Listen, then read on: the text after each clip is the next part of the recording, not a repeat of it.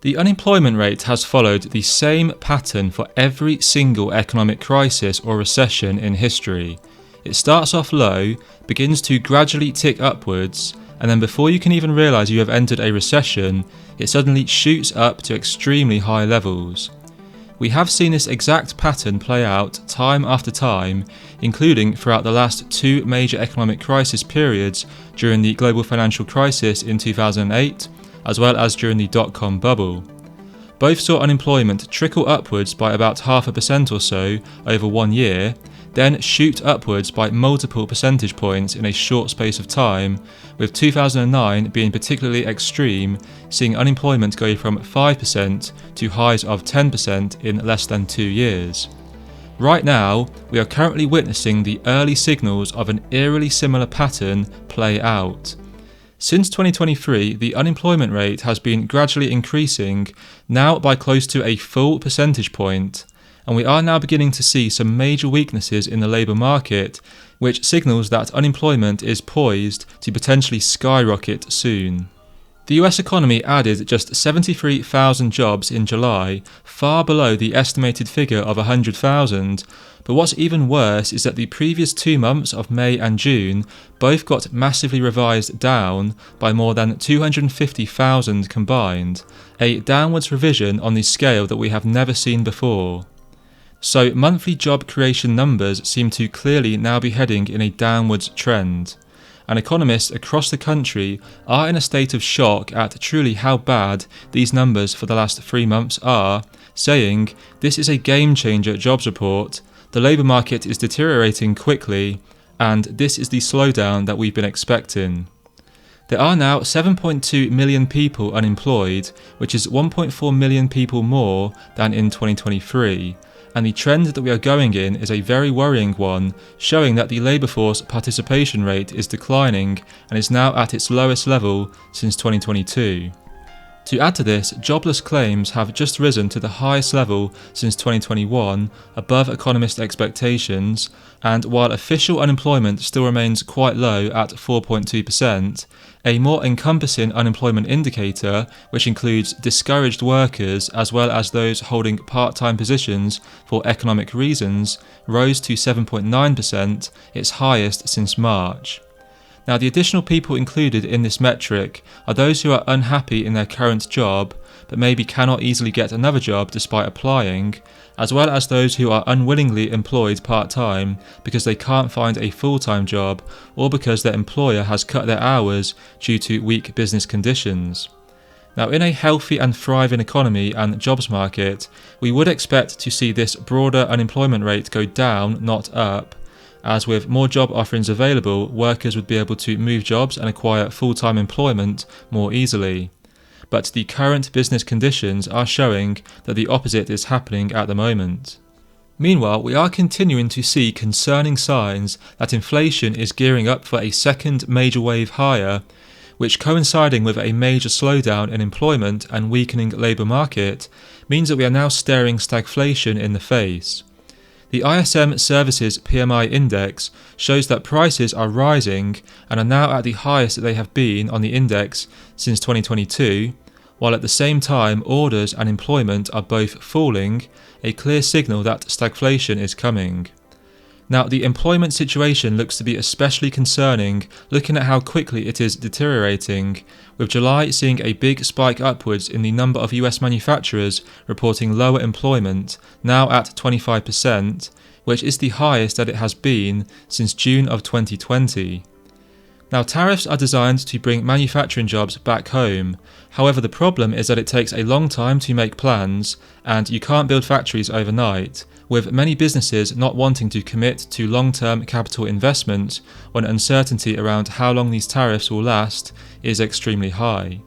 This chart from Apollo shows the correlation between US CPI and the ISM Service Prices Paid Index with a 3-month lead, showing that both metrics basically trend together.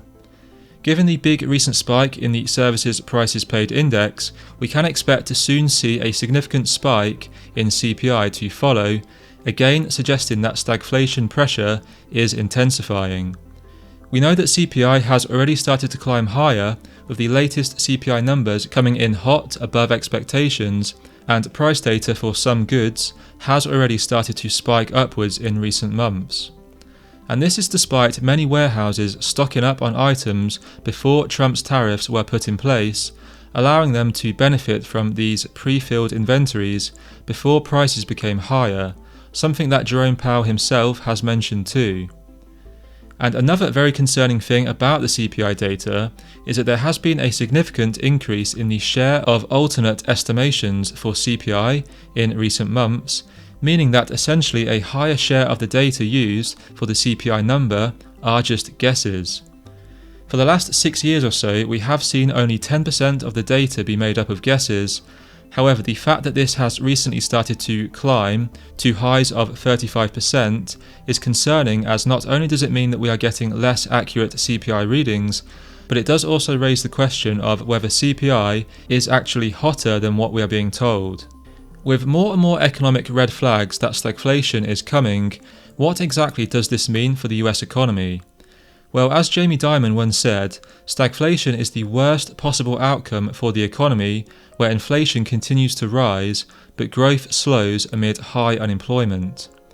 Now, this puts the Federal Reserve stuck between a rock and a hard place with cutting interest rates, as it needs to cut rates to stimulate economic growth, to improve the health of the labour market. However, by doing this, it would pour fuel on the fire that is inflation. But on the other hand, raising interest rates to properly curb inflation really doesn't look like an option either.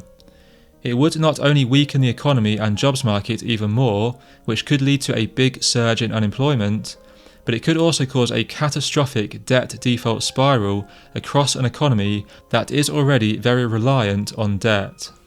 On a consumer front, we are seeing many big debt warning signs, with total debt balances reaching new all-time highs, and this does include alarming spikes in bad debt like credit card debt, which is at new all-time highs while consumers are paying all-time high interest rates on this debt, which does all suggest that an increasing number of consumers are struggling financially and turning to credit cards. And it's therefore no wonder that New York Fed researchers found that we are seeing elevated delinquency rates for credit cards, with 6.93% of balances transitioning into delinquency over the last year, just clearly showing that increasing rates will make this number even higher and inflict more pain on consumers. And higher interest rates would also pile even more pressure on a housing market that is beginning to show major signs of weakness, with there now being a whopping 508,000 more home sellers than buyers.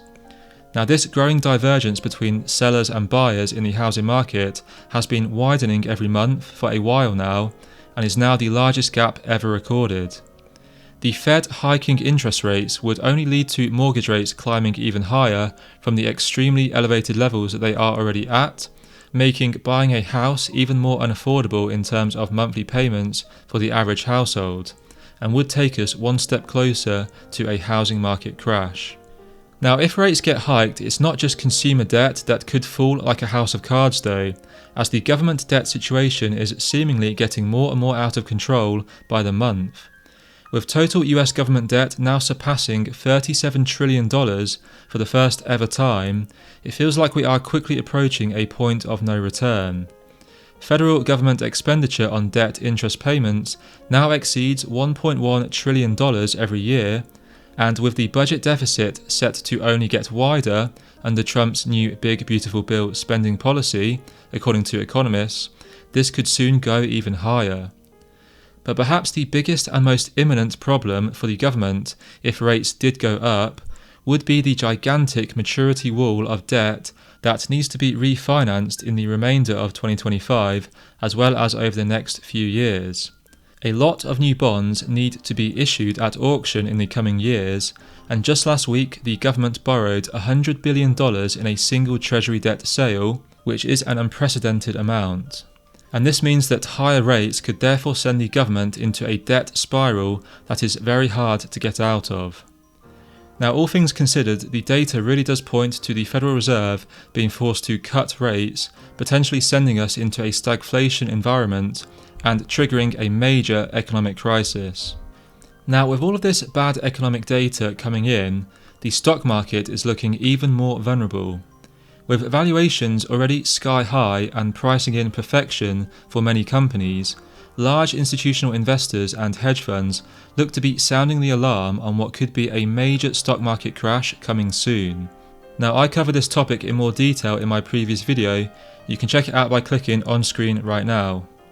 Aside from that, if you enjoyed this video, please be sure to leave a like and subscribe, as that does help out the channel a lot, and thanks a lot for watching.